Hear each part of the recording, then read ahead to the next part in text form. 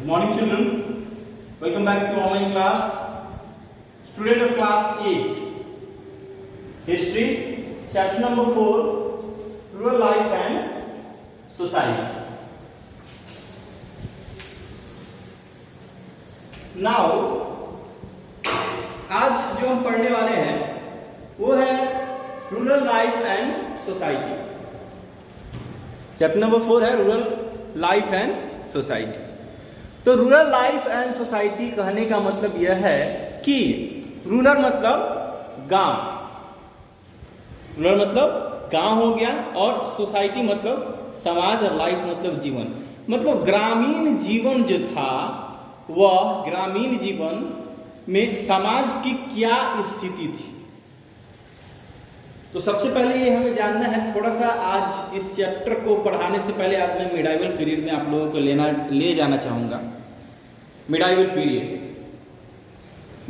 Period अपने आप में एक बहुत ही इंपॉर्टेंट जो है वह चैप्टर है, पार्ट है, जो कि बहुत ही इंपॉर्टेंट समझा जाता है।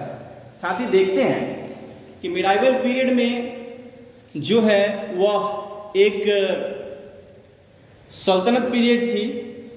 दूसरी बात कि मुगल पीरियड थी। सल्तनत पीरियड और मुगल पीरियड को मिला करके जो है मिडाइवल पीरियड जो है वह कहा गया।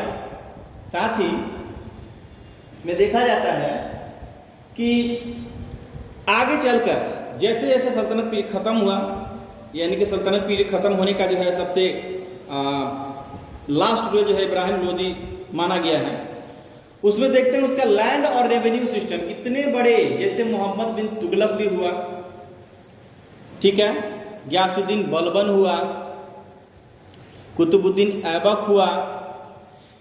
उस सबों ने जो इतना बड़ा साम्राज्य स्थापित किया हुआ था और इतने बड़े साम्राज्य का सुल्तान था, तो आखिरकार इतने बड़ा साम्राज्य का जो सुल्तान था वो कैसे इतना बड़ा साम्राज्य जो है वो संभालता था, इतनी बड़ी आर्मी उसके पास थी, उसको सैलरी कैसे देता था। तो वो क्या करते थे, उनके रेवेन्यू सिस्टम उन्होंने बनाया हुआ था। मतलब राजा के द्वारा दी गई भूमि पर जो भी, राजा के द्वारा दी गई भूमि पर जो भी खेती किया करते थे, उन पर, उनकी उपज पर जो है वह लगान जो है वह राजा लेता था। उसके जो एजेंट्स हुआ करते थे वो लेते थे। कभी कभी अकाल पड़ने के कारण उस स्थिति में लगान का कुछ हिस्सा राजा के द्वारा माफ कर दिया जाता था। लेकिन यह स्थिति अब बदल चुकी थी। बदलने का सबसे बड़ा कारण क्या था कि जब ब्रिटिश ईस्ट इंडिया कंपनी हमारी आई यहां पे, हमने इससे पहले चैप्टर में आपको ऑलरेडी बताया हुआ है, I already told you about in previous chapter. तो जहांगीर था, जहांगीर वाज द बादशाह that invited Britishers to came in India for the trading. Jahangir ने सबसे पहले इनवाइट किया ब्रिटिशर्स को भारत आने के लिए और उनकी चीजों को देखने के लिए, साथ ही उनसे अपने कॉमर्शियल एक्टिविटी को बढ़ाने के लिए। तो जैसे जैसे करके कॉमर्शियल एक्टिविटीज उनका बढ़ गया, तो धीरे धीरे करके उन्होंने यहां की पॉलिटिकल स्थिति को भी देखा। When he judged the political situation was not commendable. Many kings always try to dominate upon one to another. They always try to annex one to another. वो हमेशा एक दूसरे का हमेशा क्या करते थे, वो आधिपत्य स्थापित करने में, दूसरे का राज हड़पने में लगे रहते थे। इसलिए एक राजा को दूसरे राजा से हमेशा उनको तकलीफें होता था। साथ ही वो हमेशा एक दूसरे से डरे रहते थे। अपने साम्राज्य को विस्तार के लिए एक दूसरे से झगड़ते थे और अंग्रेजों ने क्या किया, उन्हीं कुछ दबे हुए राजाओं को प्रोटेक्शन देना शुरू किया और उसी प्रोटेक्शन के बदले इन राजाओं से एक बहुत बड़ी मोटी रकम लिया करता था। तो जब यहां पे आए, when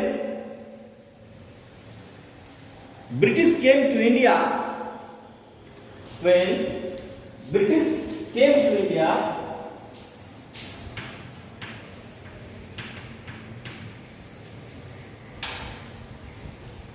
British came to India. The people living in the villages were satisfied. जब ब्रिटिशर यहाँ पे आए थे भारत में, उस समय लोग जो है वो गांव में रहते थे और वो सेटिस्फाइड हुआ करते थे। Most of the things that the villagers were needed were produced by the villagers itself. बहुत सारे ऐसे जो चीजें थी वो गांव वाले खुद ही बना लिया करते थे। यानी एक तरह से कह सकते हैं लघु उद्योग या कुटीर उद्योग जो है हुआ करता था। The farmer owned the land he cultivate and a small part of the produce were given to the king.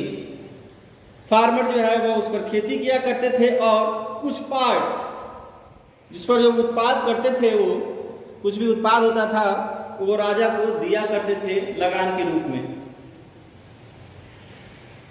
तो अब इंडियन ब्रिटिशर्स की जो सैनिक थी, आर्मी थी, वो बड़ी होती चली जा रही थी और इतनी बड़ी आर्मी को संभालने के लिए उन्हें बहुत सारी चीजों का होना जरूरी था। चलिए आइए देखते हैं वो क्या था।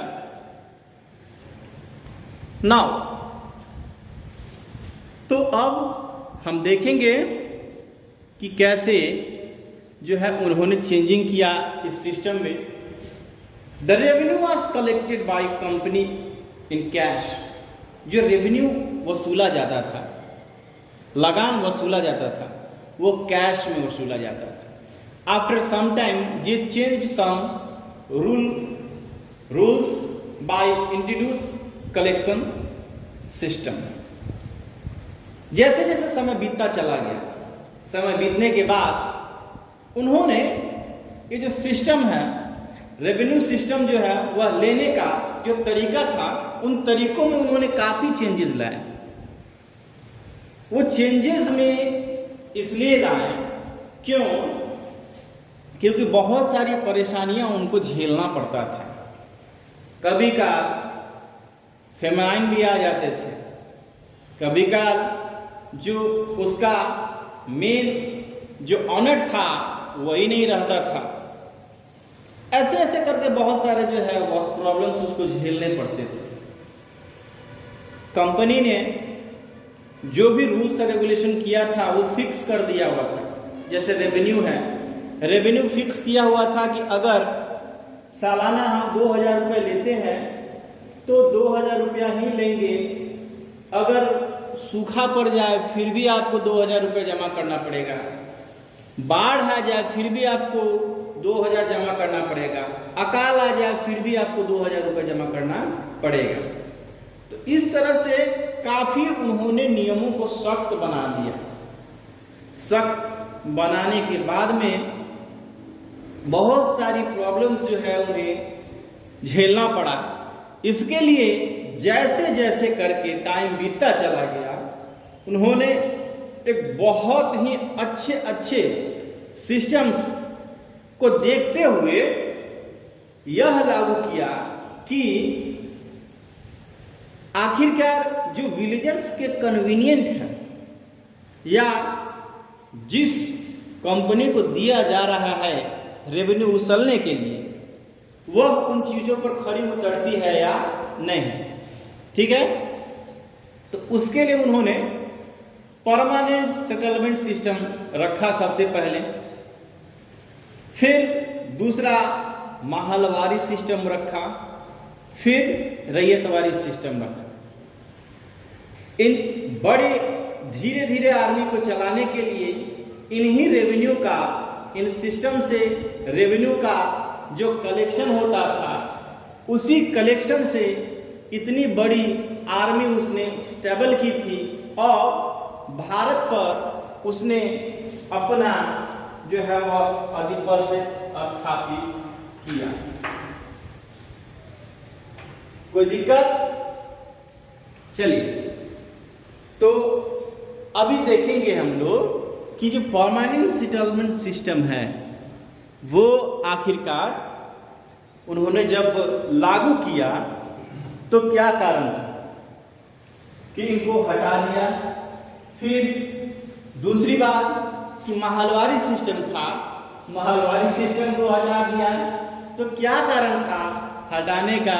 साथ ही रैयतवारी सिस्टम था तो क्या कारण था। तो आगे चल के आज सिर्फ ये इंट्रोडक्शन चैप्टर है और इंट्रोडक्शन में मैं आज इतना ही रख रहा हूं। इसके बाद में जो भी चैप्टर्स आपको चैप्टर के मैं टॉपिक को आपको पढ़ाऊंगा तो मैं इन सभी चीजों को रखूंगा आपके सामने कि परमानेंट सेटलमेंट सिस्टम क्या है, महलवारी सिस्टम क्या है, रैयतवारी सिस्टम क्या है, इसमें आखिरकार क्यों नहीं चला, इसको इम्प्लीमेंट किसने किया, कहाँ कहाँ भारत के कौन कौन से भूभाग पर इनको जो है वो स्टेबल किया गया, इंट्रोड्यूस किया गया। ठीक है, तो आज के लिए बस इतना ही। मिलेंगे हम लोग नेक्स्ट टॉपिक में, तब तक के लिए धन्यवाद। बने रहिए हमारे साथ।